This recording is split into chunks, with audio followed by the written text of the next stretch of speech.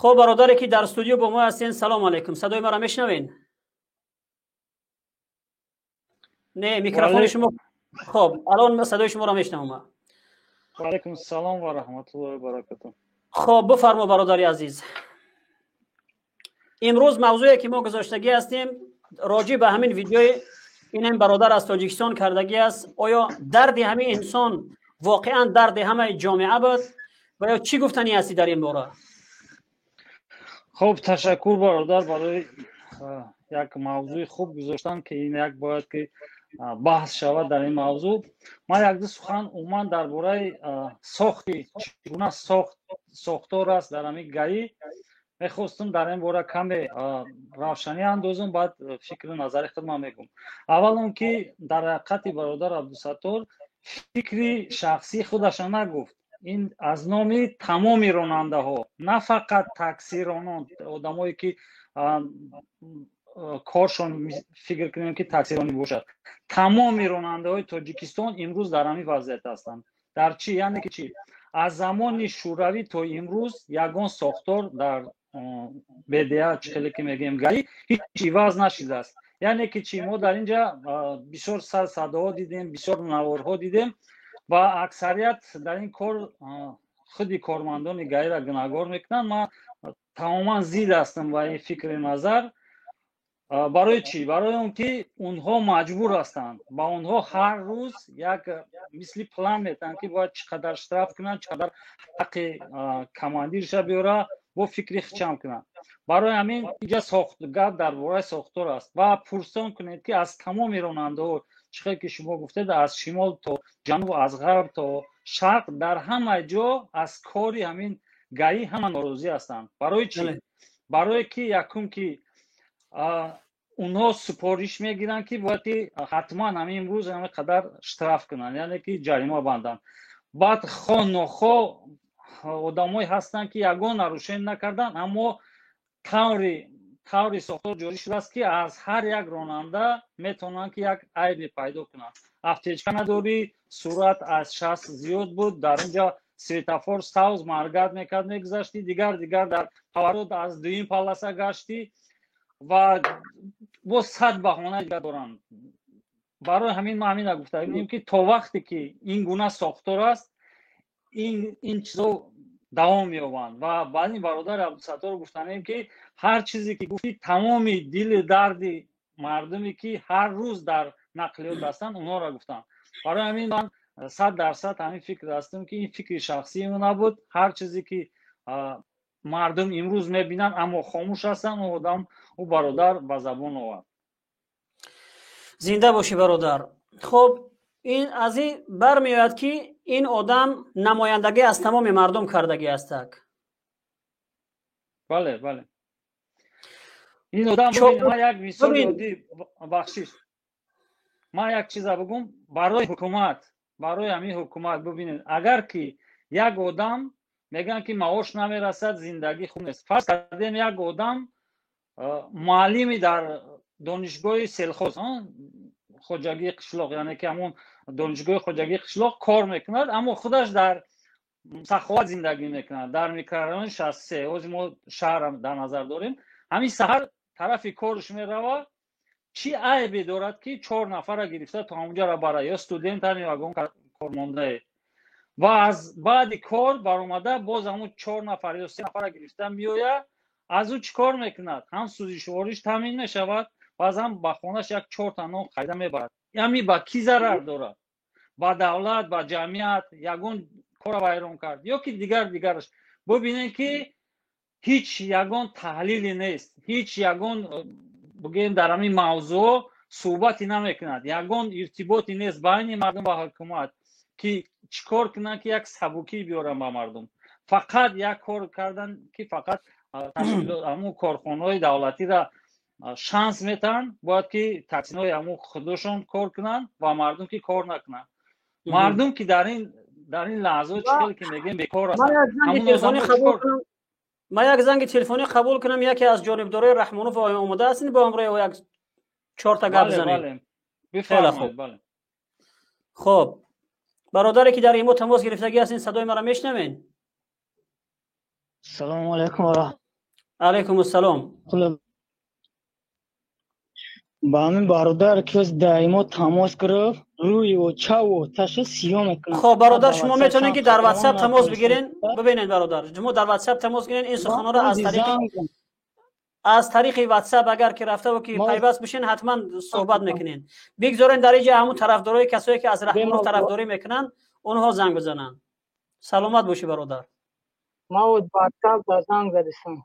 خیلی خوب. ببینیم از خب برادری که در ایمو تماس گرفتگی هستین صدای ما رو میشنوین؟ میشنم، خوب میشنم. خب بیا برادر. السلام علیکم و رحمت الله و برکاته. علیکم السلام. برادر همون چاپلوسی نه پیشتر. نه برادر شما در واتساپ تماس بگیرین نسبتی بگیم اون چاپلوس گپ زنین. الان ما میخوایم که یک چاپلوس دیگه در این رقم زنگ بزنه. سلامت باشی برادر.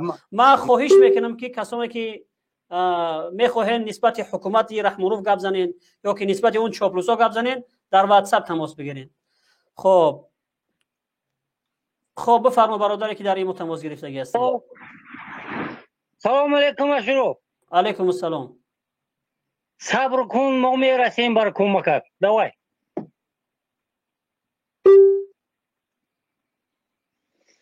خب یک دقیقه صبر کن. این برادر آماده است که با ویدیو گپ زنه. یک دقیقه از سر نو زنگ بزنین. اگر با ویدیو صحبت میکنین ما در کامپیوتر پیوستون میکنم. بله گپ زن. حاضر صبر کن از سر نو زنگ بزن.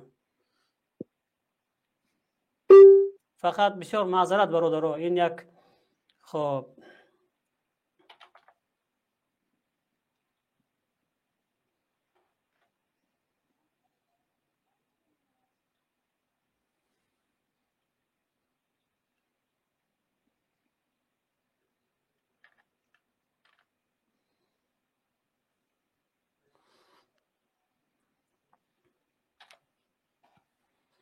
خب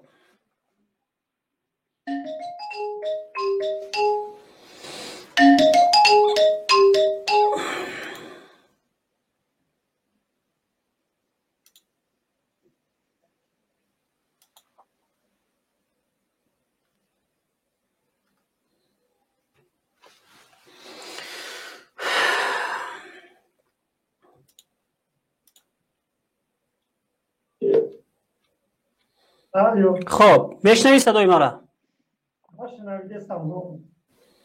خب با ویدیوی پیوست شدیم ها؟ با ویدیوی پیوست همون که میگه که تاجیکستان همون یک دقیقه شما علاقه شما نمیتونین که در روی پیوست بشین اینجا. خب یک برادری ما هم میخواه با ویدیوی پیوست بشه و البته اینجا خب میگن که در تاجیکستان وقت شده نهضتی ها خلق کشتن خلق اسلامی حربی خلق تاجیکستان برای یک خبچار 5 کیلو روغن 10 صابون بچه ها میرفتن در غرم بسم الله الرحمن بنام الله میامدن نقل میکردن که در خیلی غربی رمضان مخشا میبره میگفتن برای یک خبچار چون میدادن 2 کیلو روغن در غرم میرفتن همه کار میکردن خوناشون هم میدزدن خودیناشون هم میگفتن کفار بچهشون هم میوردن بسم الله الرحمن الرحیم عدد چشم خودم دیدگی هم که جمعه هم وردگه نیمکولا دوست شو وردگی های دست بدنمش نهضتی همین فرانتی خلقی و همش غربی رو با درجه اشتگی هم که من خودم های طرف که هم فرانتی خلقی گرده دیستم برای که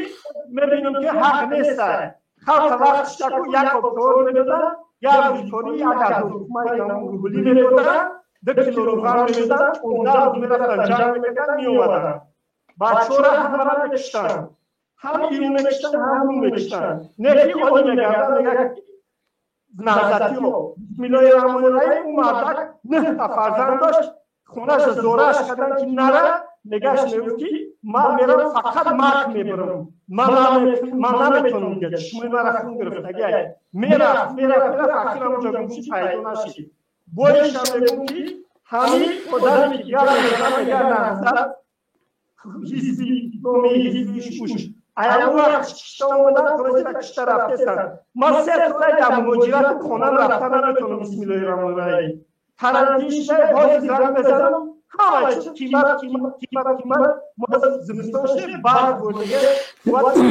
خب ببین برادر اون که یک مایل اسم اون مسئله یک طرف الان اکن گروه 24 هم علامت کرده هستن که همون وقت هم قریب مونده است که همون وقت شما میکشتین همون وقت ما مکشتیم این همین ما مکشتیم هم خلقی که ولایت قتلان شما در همون فرانت خلقی بدین در فرانت خلقی ما مایده بود 18 ساله بودم لیکن همون آدم و برادرای ما که میرفتن میومدن خودی میومدن شد میومدن دست شامپون میومدن یعنی این کارا را قتل و کشتار و دزدی را به چور و چپالا فقط همین فرانت خلقی میکرده فرانت خلقی که کگ نده میتزیدم ای چیزا میومدن بولایو که همون سنگکی که کشتنش تو اخی کشتن همون در همون خدی در همون کلاب همون جوان مردایی که حقیقت گر میزنه همون هم کش یکی چند کشتن بولایو که همین سنگک خدش کو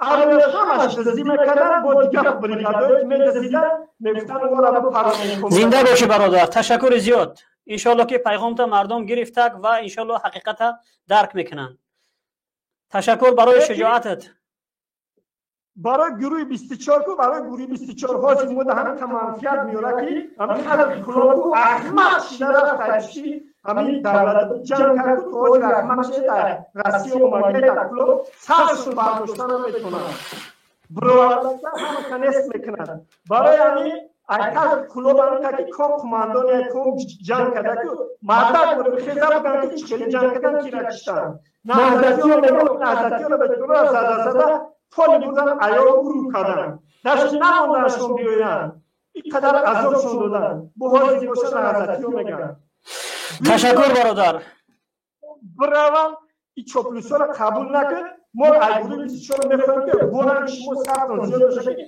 زنده باشی انشالله خدا خواهد انشالله سلامت باشی برادر